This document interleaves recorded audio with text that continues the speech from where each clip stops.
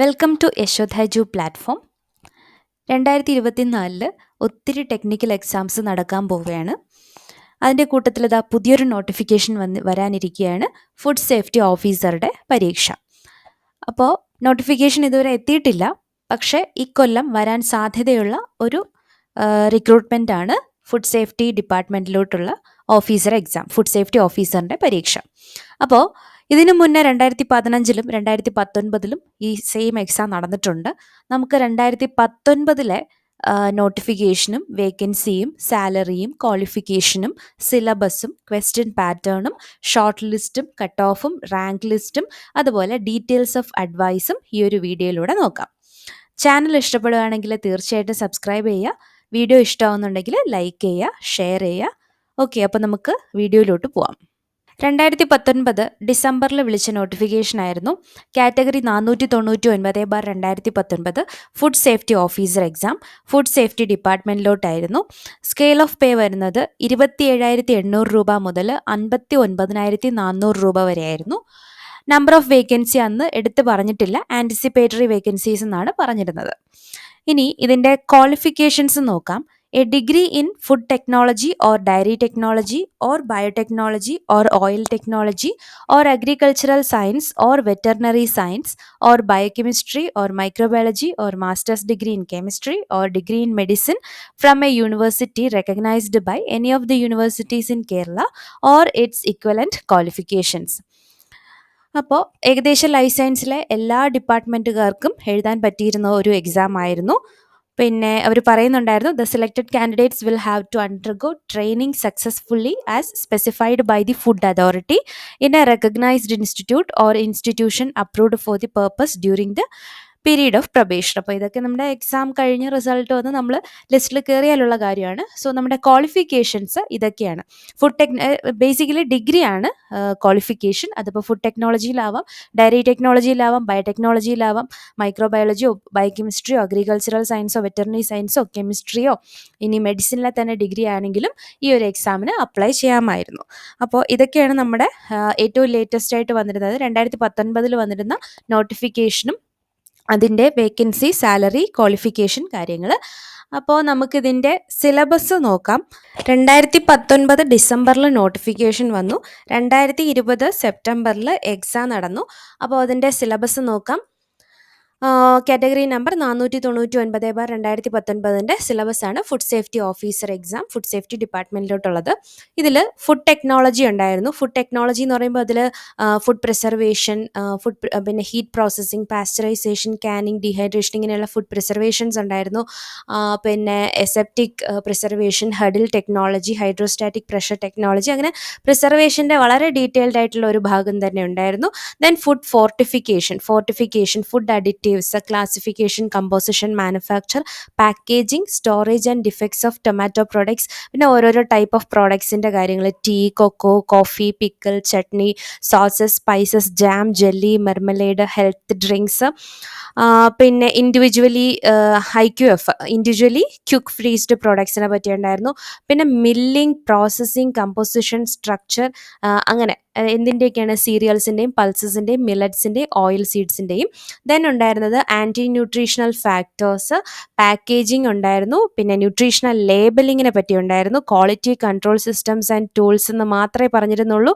വളരെ ഡീറ്റെയിൽഡ് ആയിട്ട് തന്നെ പഠിക്കാനുണ്ടായിരുന്ന ഒരു പോർഷനാണ്. ദെൻ ഫുഡ് പ്ലാന്റ് സാനിറ്റേഷൻ, ഹൈജീന്, ഹാസപ്പ, കോഡെക്സ് എലിമെൻറ്റേറിയസ് കമ്മീഷൻ, ഇതൊക്കെയായിരുന്നു നമ്മുടെ ഫുഡ് ടെക്നോളജി എന്ന് പറയുന്ന ആദ്യത്തെ മോഡ്യൂളിലുണ്ടായിരുന്നത്. രണ്ടാമത്തെ മോഡ്യൂൾ വരുന്നത് diary ടെക്നോളജിയാണ്.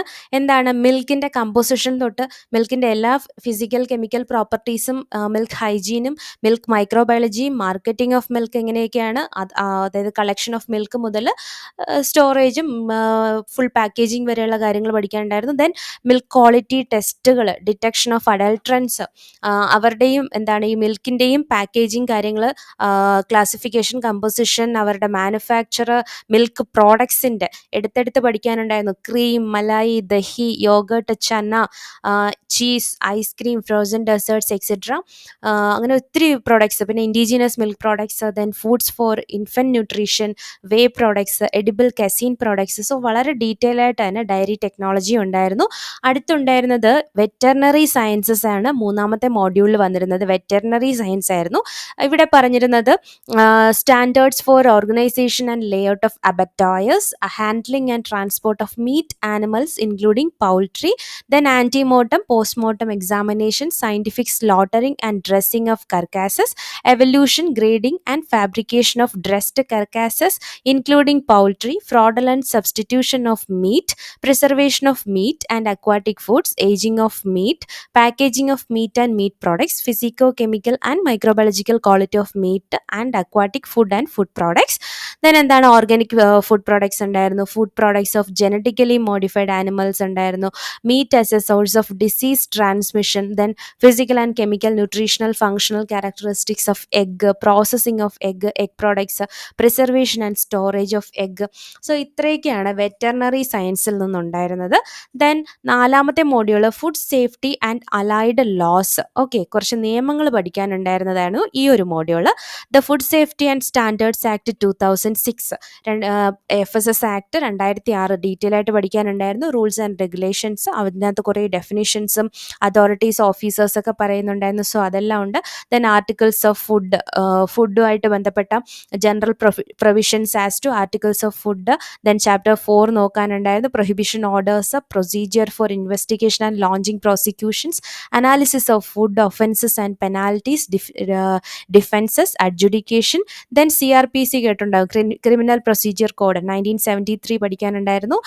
Definitions, cognizance of offences by magistrate, trial and warrant cases, പിന്നെ sessions, trial of summons cases, summary trials, appeals, bail and bonds, Indian evidence act 1872, definitions, expert evidence, പിന്നെ എന്താണ് documentary evidence. ഇങ്ങനെ കുറച്ച് ഇത് ഇച്ചിരി എന്താണ് വളരെയധികം പുതുതായിട്ട് തോന്നുന്നൊരു ഭാഗമാണ് ഇതുവരെയും പഠിക്കാത്തവർക്ക്. പക്ഷേ കുഴപ്പമില്ല, നമുക്ക് കുറേയൊക്കെ കോഡ് വെച്ചൊക്കെ പഠിക്കാൻ പറ്റും. അത്യാവശ്യം ഹാർഡാണോ എന്ന് ചോദിച്ചു കഴിഞ്ഞാൽ ഒറ്റ നോട്ടത്തിൽ ഹാർഡാണ്. പക്ഷേ ഒരു തവണ പഠിച്ചെടുത്തു കഴിഞ്ഞാൽ ഇതിൽ നിന്നുള്ള ക്വസ്റ്റ്യൻ ഏത് തരത്തിൽ വന്നാലും മിക്കവാറും ഡയറക്റ്റ് ക്വസ്റ്റ്യൻ ആയിരിക്കും വരുന്നത്. നമുക്ക് ഡയറക്റ്റായിട്ട് തന്നെ എന്ത് ചെയ്യാം, മാർക്ക് അടിച്ചെടുക്കാൻ പറ്റുന്ന ഒരു ഏരിയയാണ് ഈ ഒരു ലോസിൻ്റെ സെക്ഷൻ. അഞ്ചാമത്തെ മോഡ്യൂൾ പറഞ്ഞിരുന്നത് nutritional biochemistry and food analysis ആയിരുന്നു. അത്യാവശ്യം പഠിക്കാനുള്ള ഏരിയ തന്നെയാണ്.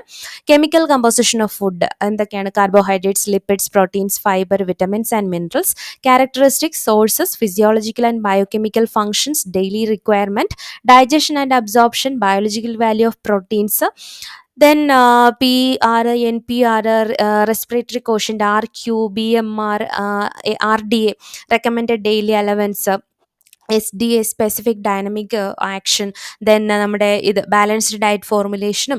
പിന്നെ ഇതിനകത്താണ് നമ്മൾ അനലിറ്റിക്കൽ ടെക്നിക്സ് ഒക്കെ വരുന്നത്. ലൈക്ക് നമ്മുടെ chromatographic techniques, spectroscopic techniques.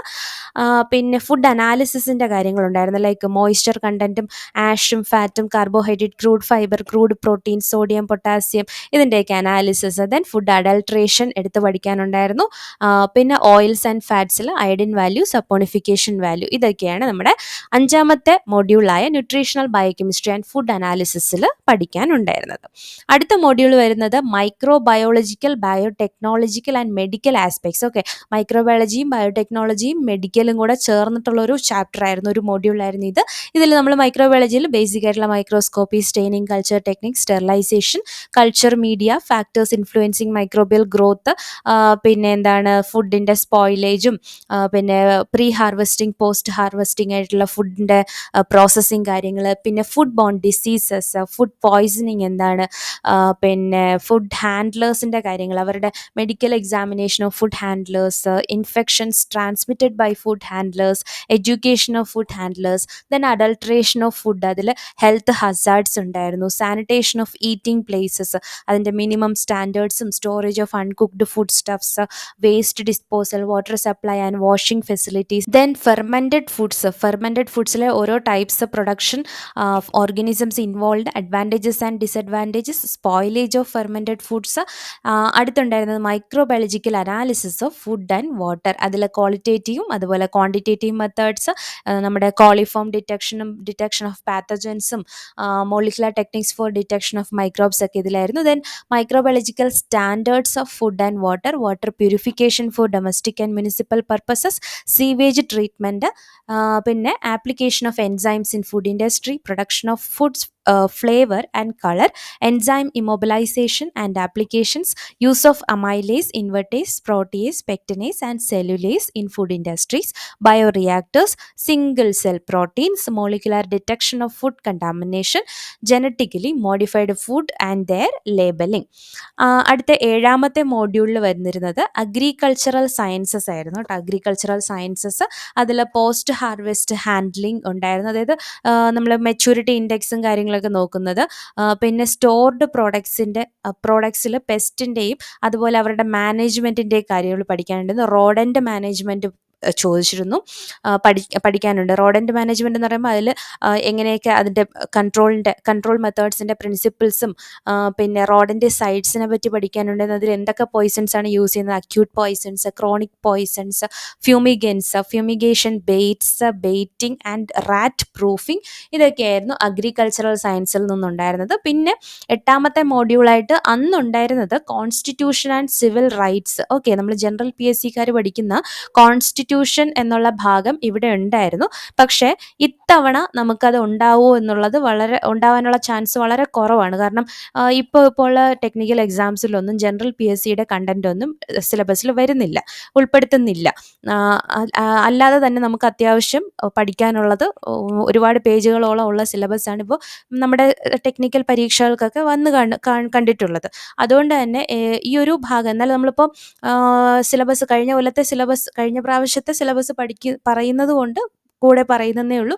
Constitution പഠിക്കാനുണ്ടായിരുന്നു. പിന്നെ mental ability and test of റീസണിങ്ങിൽ നിന്നും മെൻ്റൽ എബിലിറ്റിയിൽ നിന്നുമുള്ള ക്വസ്റ്റ്യൻസ് ഉണ്ടായിരുന്നു, ഒരു മോഡ്യൂൾ ഉണ്ടായിരുന്നു. പിന്നെ ജനറൽ ആയിട്ടുള്ള PSCക്ക് എന്താണോ ഇംഗ്ലീഷ് പഠിക്കുന്നത് ആ പറയുന്ന ഗ്രാമറും ആക്റ്റീവ് വോയിസ്, പാസീവ് വോയിസ്, പിന്നെ സെൻറ്റൻസ് കറക്ഷൻ, വൊക്കാബുലറി, ഇങ്ങനെയുള്ള ഭാഗമൊക്കെ അന്ന് മൊത്തം 10 മോഡ്യൂൾ, അതിൽ 3 മോഡ്യൂൾ ഇതായിരുന്നു. മാത്സും റീസണിങ്ങും ഇംഗ്ലീഷും കോൺസ്റ്റിറ്റ്യൂഷൻ അടങ്ങുന്ന 3 മോഡ്യൂളും പിന്നെ ബാക്കി 7 മോഡ്യൂൾ പ്യുവർലി സബ്ജക്റ്റ് വൈസിലായിരുന്നു എക്സാം അന്നത്തെ സിലബസ് ഇട്ടിരുന്നത്.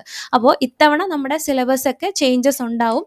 മെയിൻലി ഈ കോൺസ്റ്റിറ്റ്യൂഷനും കാര്യങ്ങളൊക്കെ മിക്കവാറും ഒഴിവാക്കാനാണ് സാധ്യത. പക്ഷെ നമുക്ക് പറയാൻ പറ്റില്ല എങ്ങനെയാണെന്നുള്ളത്. കാരണം ഇതിന് മുന്നേ 2015 നടത്തിയപ്പോഴും അവർ ഇതുപോലെ ജനറൽ PSCയുടെ ഭാഗങ്ങളൊക്കെ ഇട്ടിട്ടുണ്ടായിരുന്നു. അത് തന്നെയാണ് 2019 സംഭവിച്ചത്. ഇനി ഇക്കൊല്ലം എങ്ങനെയെന്നുള്ളത് നമുക്ക് സിലബസ് വന്നാൽ മാത്രമേ കണ്ടറിയാനേ പറ്റത്തുള്ളൂ. അപ്പോൾ ഇതൊക്കെയാണ് നമ്മുടെ സിലബസിൻ്റെ കാര്യങ്ങൾ പറയാനുണ്ടായിരുന്നത്. ഇനി ക്വസ്റ്റ്യൻ പാറ്റേൺ, അതായത് അത്യാവശ്യം നല്ലപോലെ സിലബസ് ഉണ്ടായിരുന്നു. അന്നത്തെ പരീക്ഷയ്ക്ക് ചോദിച്ച ക്വസ്റ്റ്യൻസും ഇച്ചിരി എന്താ പറയാനാ, വളരെ സിമ്പിളൊന്നും ആയിരുന്നില്ല. ഡിഗ്രി ലെവൽ എക്സാമാണ്, അതിൻ്റെതായിട്ടുള്ള ഒരു സ്റ്റാൻഡേർഡ് പുലർത്തിക്കൊണ്ട് തന്നെയാണ് എക്സാം ക്വസ്റ്റ്യൻസ് വന്നിരുന്നത്. നിങ്ങൾക്ക് എക്സാമ്പിൾ പറയാനായിട്ട് നമ്മൾ ഈ ഫ്രീസ് ഡ്രൈയിങ് എന്നുള്ള കോൺസെപ്റ്റ് ഉണ്ടല്ലോ, അത് അല്ലെങ്കിൽ ആ ഒരു പ്രോസസ്സ് നടക്കുന്നത് ഏത് ഇതിലാണ്, കണ്ടീഷനിലാണ്? ട്രിപ്പിൾ പോയിന്റിലാണോ, എബവ് ദ ട്രിപ്പിൾ പോയിന്റിലാണോ, ബിലോ ദ ട്രിപ്പിൾ പോയിന്റിലാണോ, പിന്നെ അറ്റ് 0 ഡിഗ്രി സെൽഷ്യസിലാണോ, ഇങ്ങനെയുള്ള ക്വസ്റ്റ്യൻസ് ആണ് ഫ്രീസ് ഡ്രൈയിങ്ങിൽ എന്നൊക്കെ പറഞ്ഞു വന്നത്. പിന്നെ നമ്മൾ പഠിച്ച നമ്മുടെ ആ ഒരു മൊഡ്യൂളിൽ പറഞ്ഞ ഹർഡിൽ ടെക്നോളജിയിൽ എന്നൊക്കെ ക്വസ്റ്റ്യൻ ഉണ്ടായിരുന്നു. Then cause and effect diagram is also known as അന്നത്തെ options, quality circles, 5 force diagram, fish bone diagram, kaizen diagram. So ഇതൊക്കെ നമ്മൾ നോക്കി വയ്ക്കുക. പിന്നെ സ്റ്റെറിലൈസേഷൻ്റെയൊക്കെ സിമ്പിളായിട്ടുള്ള ക്വസ്റ്റ്യൻസ് ഉണ്ടായിരുന്നു. അതുപോലെ ഫെർമെൻറ്റേഷനിൽ നിന്നുള്ള ക്വസ്റ്റ്യനും വലിയ കുഴപ്പിക്കാത്തതായിരുന്നു. പിന്നീട് നമുക്ക് നോക്കാനുള്ളത് കുറേയൊക്കെ നമുക്ക് കിട്ടും. ഒരു 20% അത്യാവശ്യം ഹാർഡായിട്ടുള്ള ക്വസ്റ്റ്യൻസും ബാക്കി 80% നമുക്ക് ഇത്തിരി വർക്ക് ചെയ്യുന്നവർക്കൊക്കെ നന്നായിട്ട് എഴുതാൻ പറ്റുന്ന ഒരു എക്സാം ആയിരുന്നു. പിന്നെ ഏതാണ്ട് എല്ലാം ഏകദേശം അത്യാവശ്യം സ്റ്റാൻഡേർഡ് ക്വസ്റ്റ്യൻസ് ക്വസ്റ്റ്യൻ ആണ്. Which among the following claims is prohibited? എന്തൊക്കെയാണ് പ്രൊഹിബിറ്റ് ചെയ്തിട്ടുള്ളത്? Unsubstantiated claims, claims of veg or non veg, claims of quality, none of the mentioned. അത് പിന്നെ what is carry over principle? എന്താണ് carry over principle എന്നുള്ളത്? Then difference of green tea and black tea. അതായത് നമ്മൾ മറ്റേ ടീയും കോഫിയും ഒക്കെ different ആയിട്ട് പഠിച്ചപ്പോഴത്തേക്കും ആ സിലബസിലുണ്ടായിരുന്നു. അപ്പോൾ അതിൽ ഗ്രീൻ ടീ ബ്ലാക്ക് ടീ ഒക്കെ വരുന്നുണ്ട്. സോ അവരുടെ ഡിഫറൻസ് എന്താണ്, അതിൽ ആർക്കാണ് ഓക്സിഡേഷൻ പ്രോസസ്സ് നടക്കുന്നത്, ആർക്കാണ് നടക്കാത്തത്, അങ്ങനത്തേത്. പിന്നെ when A deviation from critical limits happens what should be done? എന്താണ് സംഭവം? നമ്മൾ ഹാസിപ്പ് ഒക്കെ പഠിക്കുമ്പോൾ കിട്ടുന്ന ക്വസ്റ്റ്യൻ ആണ് ഇത്. പിന്നെ പാക്കേജിങ് എടുത്ത് പറയുന്നുണ്ടായിരുന്നു. So packaging, which type of packaging is appropriate for fruits? ഫ്രൂട്ടിന് ഈ പറയുന്നതിൽ എഥിലീൻ അബ്സോർബേഴ്സ് ആണോ, ഓക്സിജൻ അബ്സോർബേഴ്സ് ആണോ, കാർബൺ ഡയോക്സൈഡ് അബ്സോർബേഴ്സ് ആണോ, അതോ ഇനി നൈട്രജൻ പ്രൊഡ്യൂസിങ് പാക്കേജിങ് ആണോ വേണ്ടത്? ഇങ്ങനത്തെ ക്വസ്റ്റ്യൻസ്. അങ്ങനെ നമ്മൾ നോക്കുകയാണെങ്കിൽ ഏകദേശം അത്യാവശ്യം നല്ല സ്റ്റാൻഡേർഡ് ക്വസ്റ്റ്യൻ തന്നെയായിരുന്നു അന്ന് വന്നിരുന്നത്. പിന്നെ സിമ്പിളായിട്ടുള്ള ക്വസ്റ്റ്യൻ ഉണ്ട്. UHT എന്താണ് പ്രോസസ്സിങ് മിൽക്ക് അസെപ്റ്റിക്കലി പാക്കേജ് ചെയ്യുന്നത് ഏത് ടെമ്പറേച്ചറിലാണ്? പിന്നെ the usual method of stunning cattle is by using. ഇതൊക്കെ നമുക്ക് ഡയറക്റ്റ് ആയിട്ട് ഇച്ചിരി ഒന്ന് പഠിക്കുമ്പോൾ കിട്ടുന്നതാണ്. Which vitamin is not available in egg ഏതാണെന്നുള്ളത്. പിന്നെ മീറ്റ് ബോൺ ബാക്ടീരിയൽ ഇൻഫെക്ഷൻ ഇതിലേതാണ്? ടീനിയാസിസ് ആണോ, ടോക്സോപ്ലാസ്മോസിസ് ആണോ, സാർക്കോസിസ്റ്റിസ് ആണോ, സാൽമോണലെസിസ് ആണോ, ഇങ്ങനെയൊക്കെ. അപ്പോൾ ഇതൊക്കെയായിരുന്നു നമ്മുടെ എന്താണ് മറ്റേ ഇച്ചിരി എന്താ പറയുക, നമ്മൾ സബ്ജക്റ്റിൽ നിന്നൊക്കെ വന്ന ക്വസ്റ്റ്യൻസ്. പിന്നെ ഇതാണ് ഞാൻ പറഞ്ഞില്ലേ ലോസ്, നമ്മൾ ഡയറക്റ്റ് ആയിട്ട് പഠിക്കുമ്പോൾ കിട്ടുന്നത് തന്നെയാണ്. Consumer under the food safety and standards act 2000 is the, അതായത് ഒരു ആക്ട് ഉണ്ട്, ഒരു PDF കിട്ടും വായിക്കാനായിട്ട്, FSS ആക്ട് 2006 എന്നുള്ളത്. ചുമ്മാ നമ്മൾ നെറ്റിൽ നോക്കുമ്പോൾ തന്നെ നമുക്കത് കിട്ടും.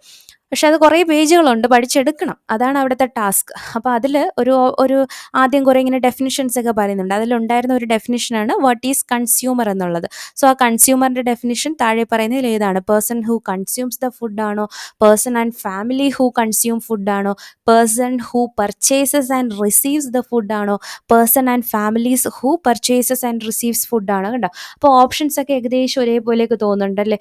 അപ്പോൾ നമ്മളിത് കറക്റ്റായിട്ട് ആ ഒരു ആക്ട് പഠിച്ചാൽ മാത്രമേ ഈ ക്വസ്റ്റ്യൻ എഴുതാൻ പറ്റൂ. ആക്ട് പഠിച്ചു കഴിഞ്ഞാൽ നമുക്ക് ഡയറക്റ്റ് ആയിട്ട് ആൻസർ ചെയ്യാൻ പറ്റുന്ന ക്വസ്റ്റ്യൻ ആണ്. പിന്നെ ഈ FSSAയുടെ ഇന്ത്യയുടെ ഹെഡ് ഓഫീസ് ഏതാണ്?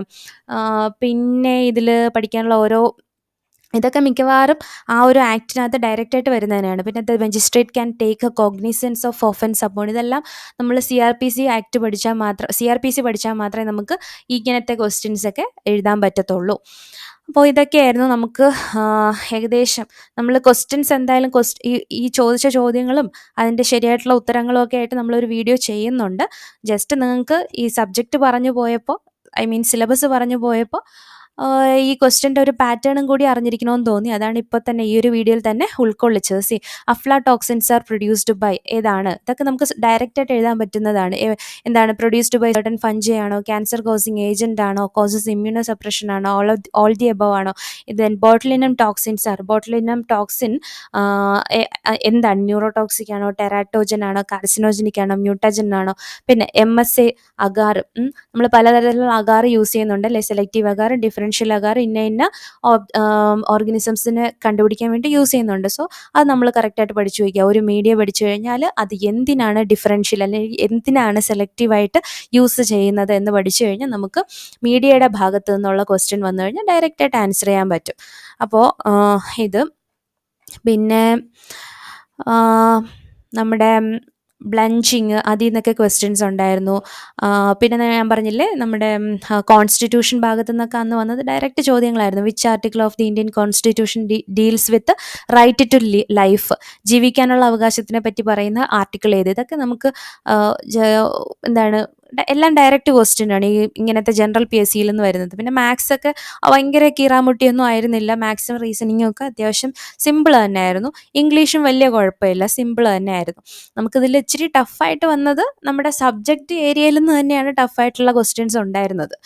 അപ്പോൾ ഇതൊക്കെയാണ് നമ്മുടെ ക്വസ്റ്റ്യൻ പാറ്റേൺ 2019 ചോദിച്ച ക്വസ്റ്റ്യൻ പാറ്റേണിനെ പറ്റി പറയാനുള്ളത്. പിന്നെ ഷോർട്ട് ലിസ്റ്റ് വന്നത് സെപ്റ്റംബർ 2021 ഷോർട്ട് ലിസ്റ്റ് PSC പുറത്തുവിടുന്നത്. അന്ന് കട്ട് ഓഫ് മാർക്ക് വന്നത് 57.67 ആയിരുന്നു. ഓക്കെ, കട്ട് ഓഫ് മാർക്ക് വന്നത് 57 .67 മാർക്കായിരുന്നു കട്ട് ഓഫ് ആയിട്ട് വന്നത്. അപ്പോൾ ഒന്ന് ഓർത്ത് നോക്കുക, മൊത്തം 100 മാർക്കിൻ്റെ പരീക്ഷയാണ്. അതിൽ 57.67 മാർക്ക് ഉണ്ടായിരുന്നവരെല്ലാം മെയിൻ ലിസ്റ്റിൽ കയറി പറ്റി. ഓക്കെ, ഇതായിരുന്നു ആ മെയിൻ ലിസ്റ്റ്. പിന്നെ താഴെ സപ്ലിമെൻ്ററി ലിസ്റ്റൊക്കെ ഉണ്ടായിരുന്നു. ഇതെല്ലാം ഷോർട്ട് ലിസ്റ്റാണ് കേട്ടോ. പിന്നെ ഇവരുടെ റാങ്ക് ലിസ്റ്റ് വന്നത് 2022 ജൂണിലാണ് റാങ്ക് ലിസ്റ്റ് വന്നത്. അതിൽ കറക്റ്റായിട്ട് ഇൻ്റർവ്യൂ ഒക്കെ കഴിഞ്ഞിട്ട് അതിൻ്റെ മാർക്കും കൂടിയൊക്കെ ആഡ് ചെയ്തിട്ടുള്ള റാങ്ക് ലിസ്റ്റാണ് അന്ന് വന്നിരുന്നത്. അപ്പോൾ റാങ്ക് ലിസ്റ്റിലും മെയിനിൽ കയറിയ ആൾക്കാർ എത്ര പേരാണ്? 114 പേര് മെയിൻ ലിസ്റ്റിലും, പിന്നെ അതിൻ്റെ ഈ സപ്ലിമെൻ്ററി ലിസ്റ്റൊക്കെ ഇട്ടിട്ടുണ്ടായിരുന്നു. പിന്നെ റൊട്ടേഷൻ ചാർട്ടൊക്കെ അനുസരിച്ചിട്ട് കുറേ അഡ്വൈസൊക്കെ നടന്നു. നമുക്കപ്പോൾ ഇനി ഡീറ്റെയിൽസ് ഓഫ് അഡ്വൈസ് ഒന്ന് നോക്കാം. കണ്ടോ, post food safety officer, department food safety, മൊത്തം 55 അഡ്വൈസ് പോയിരിക്കുകയാണ്. ടോട്ടൽ 55 അഡ്വൈസ് പോയിട്ടുണ്ട്. Last date of last advice എന്നാണ് നടന്നത്? 2023 ഡിസംബർ 27-ാം തീയതിയാണ് ലാസ്റ്റ് അഡ്വൈസ് പോയിട്ടുള്ളത്. അപ്പോൾ ഈ 55 അഡ്വൈസും അതൊരു ചെറിയൊരു കാര്യമല്ല, കാരണം ആൻറ്റിസിപ്പേറ്റഡ് വേക്കൻസീസ് എന്ന് മാത്രമേ വന്നിരുന്നുള്ളൂ. അതിൽ നിന്ന് 55 വേക്കൻസി എടുക്കുക, ഫില്ലാവുക എന്ന് വെച്ച് കഴിഞ്ഞാൽ അല്ലെങ്കിൽ അത്ര അഡ്വൈസ് പോകുകയെന്ന് വെച്ചാൽ അതൊരു നിസ്സാര കാര്യമല്ല നമ്മുടെ ടെക്നിക്കൽ എക്സാംസിനെ സംബന്ധിച്ചിടത്തോളം. അപ്പോൾ പറയാനുള്ളത് ഇതൊക്കെയാണ് നമ്മുടെ ഫുഡ് സേഫ്റ്റി ഓഫീസറിൻ്റെ കാര്യങ്ങൾ. സോ നമുക്ക് നോട്ടിഫിക്കേഷൻ മിക്കവാറും ഈ കൊല്ലം തന്നെ വരാനുള്ള സാധ്യതയുണ്ട്. അപ്പോൾ വന്നു കഴിഞ്ഞാൽ എല്ലാവർക്കും നന്നായിട്ട് പഠിക്കാൻ പറ്റട്ടെ.